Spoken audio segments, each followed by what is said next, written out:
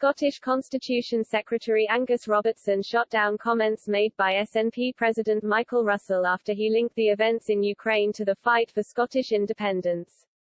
Scottish Cabinet Secretary for the Constitution Angus Robertson distanced himself from comments made by Michael Russell in a blog post which saw the SNP president make comparisons between Ukraine's history and the 2014 Scottish independence referendum. Mr. Russell said the past should not affect the future, whether that be rule from Moscow or the result of an 8-year-old referendum.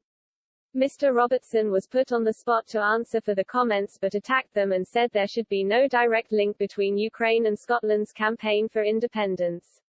Speaking on ITV's Representing Border, Mr. Robertson was grilled over the comments and was asked whether SNP politicians should link Scottish independence and Ukraine. Mr. Robertson replied, "There is no direct comparison between Ukraine, a country fighting to retain its independence, its sovereignty, its territorial integrity against military aggressors, and us in Scotland, a democratic country able to make a decision about its future. We voted to be able to make a decision about our future and that is exactly what we should do.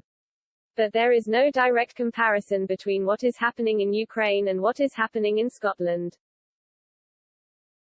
Where there is a comparison is that people in this country look towards Ukraine with the greatest of sympathy and wish us all to do everything that we can do to help them in their hour of need."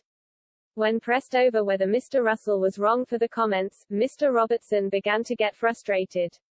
He added, "I'm not going to be drawn into a he says she says. I've told you exactly what the position is. There is no direct comparison between the situation in Scotland and the situation in Ukraine.